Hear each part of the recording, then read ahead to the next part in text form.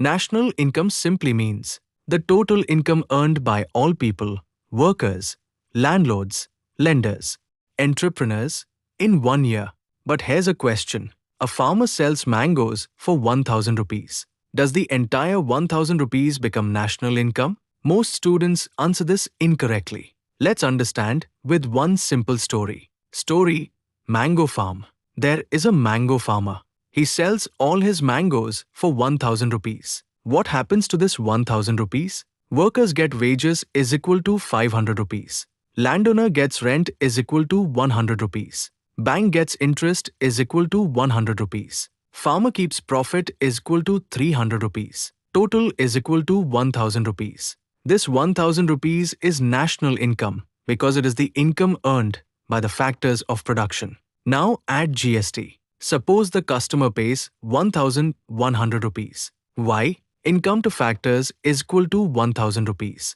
GST is equal to 100 rupees. The producer collects the 100 rupees GST but gives it to the government. The producer does not earn that 100 rupees. So, market price is equal to 1100 rupees. Factor cost is equal to 1000 rupees. National income is equal to 1000 rupees, not 1100 rupees. Now add subsidy. The government gives the farmer a 100 rupees subsidy. The customer pays only 900 rupees. The farmer receives 900 rupees from the customer, 100 rupees from the government. Total income is equal to 1000 rupees. So, market price is equal to 900 rupees. Factor cost is equal to 1000 rupees. National income is equal to 1000 rupees. This is why subsidies are added when converting market price to factor cost. Why NNP at factor cost? N is equal to national, includes residence production.